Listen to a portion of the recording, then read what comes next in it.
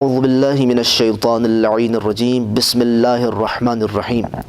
Film یقنع ہمام بهذا القول حتى عزم علیہ فحمد اللہ واثنى علیہ وصلى علی النبی صلی اللہ علیہ وآلہ ثم قال۔ آج ہم خطبہ حمام کے دوسرے حصے پہ بات کریں گے کہ جب مولا علی بن ابی طالب سے حمام نے پوچھا، اے میرے مولا یہ تو بتائے کہ متقین کی صفات کیا ہیں،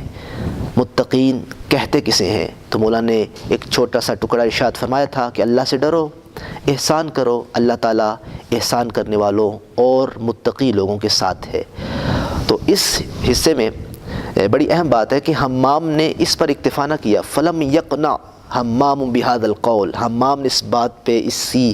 بات پہ اکتفا نہ کیا، حتیٰ عزم علیہ، حتیٰ کہ اس نے مولا کو قسم دے دی کہ مولا بیان کریں کہ متقین کی اور صفات کیا ہیں۔ پھر مولا نے اللہ کی حمد بجا لائی، اللہ کی سپاس و توصیف بجا لائی، وصلی علی النبی، اور پھر نبی اعظم پر درود و سلام کے بعد فرمایا، سنو کہ اللہ تعالیٰ نے جب اپنی مخلوقات کو خلق کیا، فإن اللہ سبحانہ وتعالی خلق الخلق حین خلقہم، کہ اللہ تعالیٰ نے جب اپنی مخلوقات کو خلق کیا تو غنیا عن طاعتہم، تو اللہ تعالیٰ ان کی اطاعت سے بے نیاز تھا، آمنا من معصیتہم، اور ان کی معصیت سے امان میں تھا۔ کیوں؟ فرمایا اس کی وجہ یہ ہے کہ فإنہ لا تضرہ معصیت من عصا ولا تنفعتہ طاعت من اطاع، کیونکہ کسی معصیت کار کی معصیت اللہ کو نقصان نہیں پہنچاتی اور نہ ہی کسی اطاعت کرنے والے کی اطاعت اس کو فائدہ پہنچاتی ہے۔ فرمایا فقسم بینہم معیشتہم ووضعہم من الدنیا مواضعہم، پھر اللہ تعالیٰ نے زندگی کا سر و سامان ان میں بانٹ دیا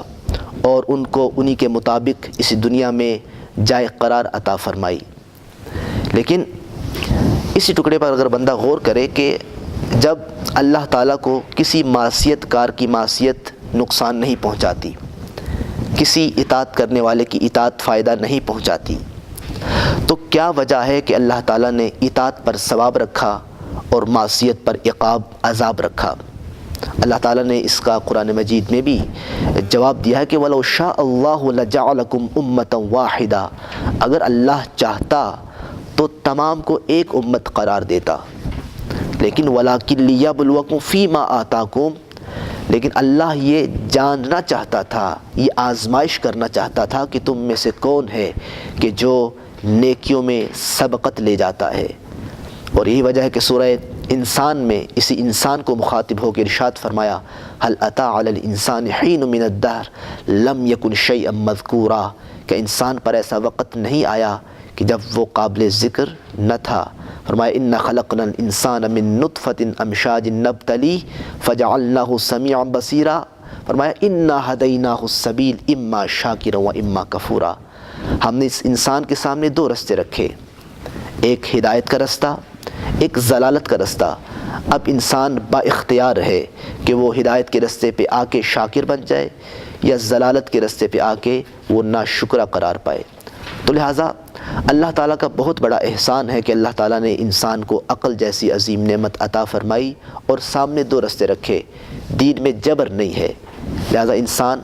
مختار ہے اور وہ اختیار رکھتا ہے، اگر ہدایت کے رستے کو پکڑے گا تو وہ اپنی زندگی کے مقصد کو پالے گا، لیکن خدا نخواستہ اگر وہ ضلالت کے رستے پہ جائے گا تو پھر صراط الذین انعمت علیہم غیر المغضوب علیہم ولا الضالین، ان کی پیروی میں چلا جائے گا۔ لہٰذا